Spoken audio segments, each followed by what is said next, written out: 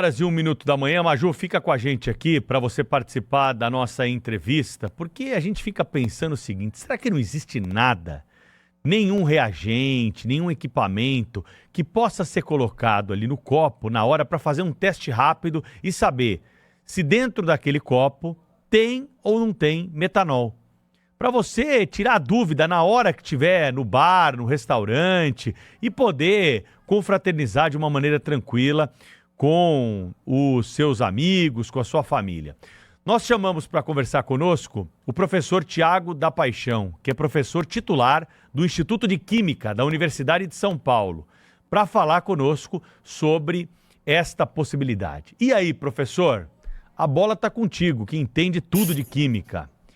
Tem ou não tem como fazer um teste rápido para saber se tem metanol dentro do copo da caipirinha, do gin tônico, ou seja lá, da bebida que tiver aí um destilado dentro de um bar? Como é que é essa história? Bom dia.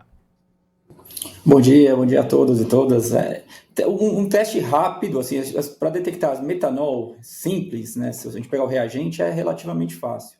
O problema em bebidas, né? Quando a gente começa a ter misturas, existem testes, até existem dispositivos que já foram comercializados, né? Que a gente chama um pouco de línguas eletrônicas, que a ideia é um pouco mimetizar um pouco o análogo humano, né, da língua humana, né? Então, tentando usar os nossos sensores gustativos, pegar análogos próximos que a gente tem eletrônicos para extrair informação química, né? E aí falar se é ou não é. Então, existem dispositivos na academia e no mundo inteiro já que foram feitos assim, utilizando telefone celular, né? Então, acho que falta agora testes, às vezes, um pouco mais amplos para a gente começar a pôr esses dispositivos no mercado. Mas existem alternativas, sim, na academia, principalmente nas universidades, sendo desenvolvidas no mundo todo para tentar resolver esse problema. Professor, bom dia, bem-vindo aqui ao nosso programa. Esse reagente, digamos assim, né, como é que funcionaria? A pessoa pega lá um copo e tira do bolso ali sei lá, um frasquinho de onde você pode colocar umas gotas ali, aí muda, altera a cor. Como é que funciona? O odor, porque na verdade esse é o grande medo que essa questão toda nos traz, é que o metanol não é perceptível a olho nu, nem tampouco altera o odor. Parece que altera o sabor, fica mais adocicado, segundo alguns técnicos já mencionaram. Mas aí você experimenta e está adocicado, já era, né? Se dependendo da quantidade ingerida, a pessoa pode estar envenenada. Então, assim, como é que funcionaria na prática? Assim? De que maneira a pessoa, aplicando o reagente, ficaria claro que se tratava de uma bebida contaminada por metanol? Então, para testes de cor, se a gente tivesse assim, um reagente, né? Se a gente pegasse uma solução, colocasse no uísque e tentasse fazer a mudança de cor, existem alguns problemas de falso positivo, né? Então, a gente teria deixaria o consumidor em dúvida, né? Deixar em dúvida é a pior coisa, pode ser que ele vá tomar a bebida, né? O que existe muito no mercado são dispositivos eletrônicos, mesmo como se for fazer uma analogia com um dispositivo, um glicosímetro, um teste de gravidez, alguma coisa que você pode mergulhar na bebida, tivesse um display e ele, por exemplo, marca algo, né? Então, eu falo assim, não tome essa bebida, tome essa bebida, né? Então, porque a ideia do funcionamento desse dispositivo é ele meio que está calibrado, está treinado, né? Por exemplo, um exemplo que você citou, né, do sabor adocicado da bebida. Não dá para tomar, né? Então, um sommelier de vinho, se ele for treinado, ele fala, esse vinho é da marca X, é da marca Y, ele consegue falar qual é cada um deles. Nesse caso, não dá para pôr um humano para poder fazer um teste, já que a gente tem os problemas de toxicidade. Então, a gente teria que ter um dispositivo eletrônico que se mergulha, ou ele cheira, né, ou se a gente pegar a parte volátil da bebida, e aí ele fala sim ou não, mas seria muito mais fácil um dispositivo, porque aí a gente teria menos possibilidade de falso positivo, né? E aí isso levaria o consumidor a ter uma segurança um pouco maior. Agora, essa língua eletrônica, ela existe? Existe. E por que a gente não uma usa? língua eletrônica. Esse pode ser um problema. Existem línguas eletrônicas, se procurar na literatura, você vai achar umas 50 línguas eletrônicas para poder fazer discriminação de metanol. Então, acho que às vezes falta algumas, verificar quais são os falsos positivos, colocar no mercado, né? É o exemplo do teste do Covid. No começo a gente não tinha teste para Covid, né? Então foram se desenvolvendo vários testes, isso. E aí alguns deles foram melhores do que outros, deixavam o consumidor em dúvida, né? Por exemplo, eu não posso, químico, tenho um certo treinamento para poder falar isso pode estar errado ou não. O consumidor não pode ter dúvida. Ele vai ter que ter como um sinal do semáforo, verde, vermelho, pare, ande, né? Até porque, professor, é muito importante o que o senhor está explicando aqui para gente, porque o ideal seria que cada um tivesse seu teste, porque agora a gente não tem como confiar nesse tipo de bebida. Assim, imagina aquelas prainhas, né, de São Paulo, as praias do Rio de Janeiro, os quiosques, quer dizer, no Brasil inteiro. E mesmo aquela pessoa que está vendendo a bebida, às vezes ela não sabe que comprou de fornecedor que teve uma adulteração porque está na própria garrafa. É isso que está muito complicado. Eu queria que o senhor explicasse para nós, leigos, como é que funciona essa detecção? E como é que, por exemplo, a pessoa que está vendendo de boa fé e não sabe que adquiriu uma bebida com metanol, porque assim, é muito difícil acreditar na maldade das pessoas, eu sei que, mas às vezes ela adquiriu, a garrafa tá lá. E são garrafas iguaizinhas às garrafas que você compra em fornecedores sérios, em duty free, etc e tal. Vamos lá. O teste tem que sair da garrafa ou ele tem que ser feito no copo? Como é que funcionaria isso para que o consumidor fique mais sossegado e não haja uma paranoia generalizada? Porque a gente está muito preocupado com essa notícia. Com certeza. E a dúvida, assim, sempre, muito invariavelmente, essas medidas têm que ser feitas no líquido, né? Então tem que abrir a garrafa, tirar um pouco do líquido e colocar o dispositivo e medir alguma informação ali no próprio líquido. E aí, a ideia principal do dispositivo é como se estivesse na memória, né? É igual a nossa memória. Se a gente toma um vinho, a gente sabe que aquele vinho tem sabor, gosto. Ele tem uma impressão digital do vinho, do uísque, por exemplo. E aí ele compara isso. Se o padrão essa impressão digital é diferente do padrão, ele fala, isso aqui não é a bebida que você está querendo tomar.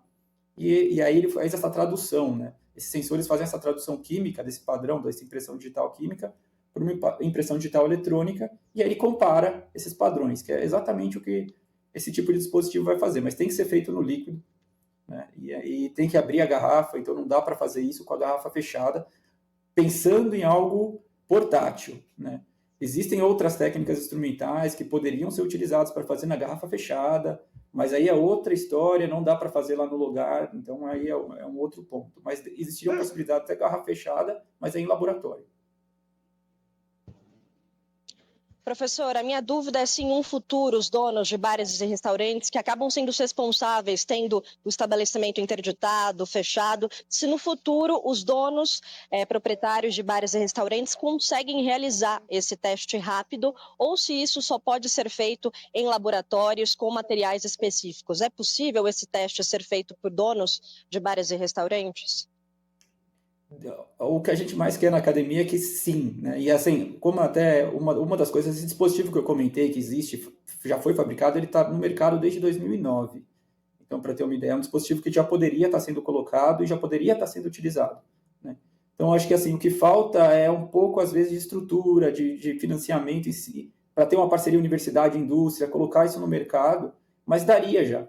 Então, a gente não teria nenhum problema. Até esse dispositivo que desde 2009 ele foi descontinuado, porque às vezes não tinha problemática. Então surgem essas problemáticas de vez em quando, né? A gente se dá um certo gasto, uma certa energia para poder desenvolver alguns dispositivos aqui do lado da universidade, mas nem sempre isso continua. Então deveria ter um investimento também um pouco maior nisso. Mas já poderia ser, a resposta já daria para ter sido feito isso. Professor, eu estava pesquisando enquanto o senhor estava respondendo as perguntas dos colegas aí, né? Porque achei interessante esse negócio de língua eletrônica. Acho que as pessoas não conseguem nem formalizar uma imagem, né? Eu, pelo menos, não estava conseguindo. É mais ou menos como um termômetro, vamos dizer assim, tem uma pontinha lá, você coloca na bebida e tem um visor que vai marcar ali exatamente o que está sendo verificado por esse componente eletrônico. E aí ali poderia se acusar se tem ou não tem metanol. É basicamente dessa forma que funciona? Exatamente. É a mesma coisa do teste do glicosímetro, né? A gente tem uma lanceta que espeta o dedo, põe uma gotinha de sangue, põe no dispositivo e ele marca uma concentração de glicose no sangue. O dispositivo seria o mesmo. É como se fosse um termômetro, vou lá, coloco na bebida, teria um visor, ou pode ter até um indicativo de cor, como um teste de gravidez, e ele fala, olha, não tome essa bebida, isso aqui é um whisky mesmo, não é um whisky, é um destilado, né? Se a gente pegar dentro da discussão que está acontecendo hoje em dia, é um destilado ou não é um destilado, correto para você beber. É simples, né? Mas isso pode. E a ideia Isso serve também, professor, para aqueles tipos Boa Noite Cinderela, aquelas coisas que a mãe da gente sempre falava quando era mocinha, não toma nada em copo aberto? Boa pergunta, né? Serve também para a ideia do Boa Noite Cinderela, porque ele também é um sedativo, né? Alguns desses golpes do Boa Noite Cinderela são ocasionados por adição do midazolam na bebida. E ele também altera esse padrão, essa impressão digital química que a gente seria do uísque. E ele também falaria para você, olha, isso não é um uísque. Porque a ideia, né, acho que pegando um pouco do comentário, era justamente essas línguas fazem exatamente isso. Ela fala para você, isso não é aquilo que você queria provar. Ela compara para padrões químicos. E aí ela consegue falar, olha, isso não é. Ela não vai te falar o que é. É igual a nossa língua, né? A gente prova o refrigerante da marca A, da marca B. Eu não consigo falar, esse daqui tem tanto de açúcar, esse aqui tem tanto de sódio. O que a gente sabe, o que o nosso cérebro faz, né? Extrai a informação da língua, o cérebro decodifica. E ele vai falar, olha, isso não é o que você está acostumado a tomar, para aquilo que a gente pode tomar, né? Mas a ideia da língua é exatamente essa. Ela vai falar, isso aqui não é aquilo que você está querendo provar. E aí ele pode descartar aquela bebida, né? Então, acho que assim, o que precisa ter um pouco mais de, acho que a necessidade, né? Agora acho que é muito mais fácil a gente encontrar, tá verificando essa necessidade de existir esses dispositivos. Quem sabe isso pode ser um impulsionador para poder ter um desenvolvimento maior, né? Assim como foi o caso dos dispositivos para Covid. Aí na universidade... Pois não, Cláudio. Essa língua seria muito útil, né, Pedro, professor, amigos, para alertar o camarada, né? Rapaz, como é que você toma um negócio desse, né? Independentemente de metanol, né? Porque, afinal de contas, tem bebidas aí de altíssimo teor alcoólico que é impressionante, né? Mas, assim, o que eu gostaria de saber do professor, como cientista e também como cidadão, assim, o que fazemos, né? O que é que o senhor sugere, que certamente tem refletido muito sobre isso, né?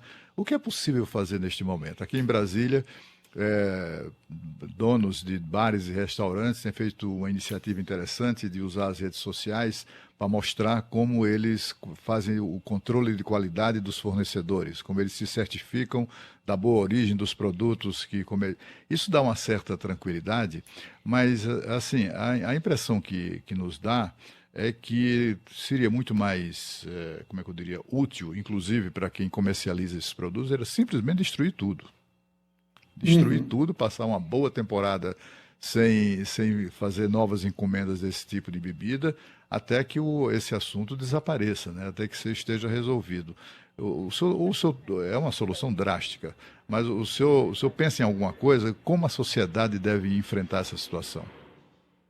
Eu acho que, Cláudio, você fez o comentário, acho que perfeito. Eu acho que, como a gente não tem nenhum dispositivo para controlar e deixar cada um pouco mais tranquilo, né?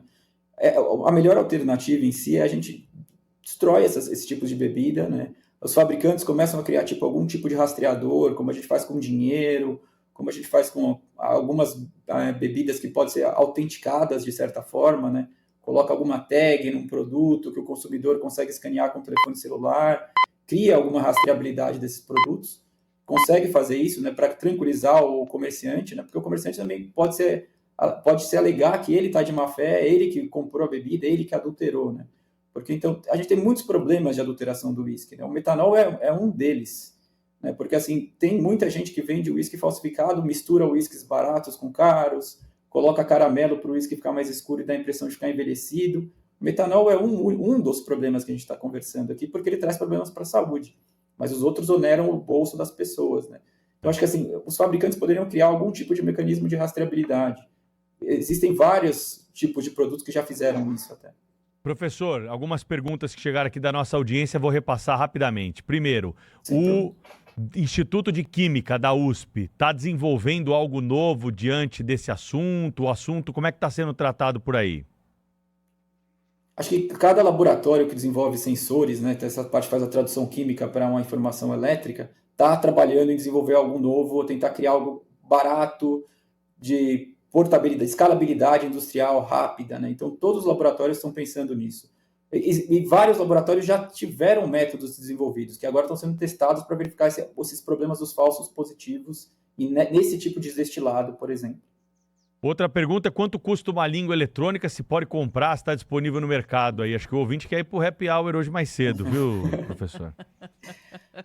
Tem custos variados. Acho que, por exemplo, essa aqui eu conheço, que é uma das que eu comentei, que é de 2009, ela tinha um custo mais ou menos de uns 25, 30 dólares na época que ela estava sendo vendida. Mas tem línguas eletrônicas mais baratas, às vezes de R$100, R$80. Então, tem dispositivo para tudo. O problema é que, assim, esses dispositivos precisam ser estressados, testados em condições reais, para verificar se não tem problema de falso positivo. Porque, assim, a gente está lidando com vidas, né? Então, se ele der um falso positivo e o consumidor tomar e for aquele falso positivo aí que não adiantou tenha sido nada. contemplado, não adiantou nada. A Gabriela quer saber o seguinte, ele precisa ser calibrado para o metanol, ele consegue identificar vários componentes químicos ou todos já vêm calibrados para o metanol? Essa é uma pergunta bem interessante. Ela pode demorar na resposta, mas na prática, o que acontece é assim, essas línguas elas não precisam, elas são treinadas para uma amostra. Ela não precisa ser treinada para o metanol. Então ela é treinada. Esse aqui é o padrão digital, o padrão químico do whisky. Qualquer coisa que for adicionada no whisky e fugir daquele padrão químico, ele vai falar para você, não tome isso. Isso não é whisky. É qualquer coisa que você fez, mas não é whisky. Né? E aí a ideia ela não precisa ser treinada para o metanol. Ela precisa ser treinada para o whisky, por exemplo, se a gente colocar como exemplo. Entendi, até porque se você misturar o whisky com refrigerante, por exemplo, e colocar, ele vai acusar ali que não é só whisky. Isso, esse é o ponto principal. É trabalhar como a língua humana. Isso aqui não é whisky. Mas ela não sabe o que é, mas ela vai falar para você que não é aquilo que você está querendo tomar. Na ou aquilo que dúvida, ela foi não tome, treinada, né, professor? Isso. Essa é a recomendação do momento. Professor, foi um prazer conversar com o senhor, viu? Saber aí, imagino quantas tabelas periódicas tem aí grudadas aí no teu ambiente de trabalho. Outro dia a gente falou sobre isso aqui, nem lembro por que surgiu o assunto, acho que não foi nem aqui no Gente, foi lá no Pulo do Gato, que eu apresento mais cedo na Rádio Bandeirantes, mas os ouvintes lembravam lá, Li na cama, Robson Crusoe francês, Futebol Clube do Brasil invencível no ataque, frases, Cláudio Bela Humberto, Magrela ensinadas... casou com o senhor Barata. Ah lá, a Sônia lembra também. Frases ensinadas no cursinho para não esquecer a tabela periódica, não é, professor? Muito bom, isso fica na lembrança, são essas mesmas. É isso aí. Grande abraço, obrigado pela participação aqui, um forte abraço. Abraço, tchau. Professor. 9h18 da manhã, notícias importantes, entrevistas para você dos assuntos do momento aqui no Jornal Gente. Temos um encontro marcado toda manhã às 8 da manhã.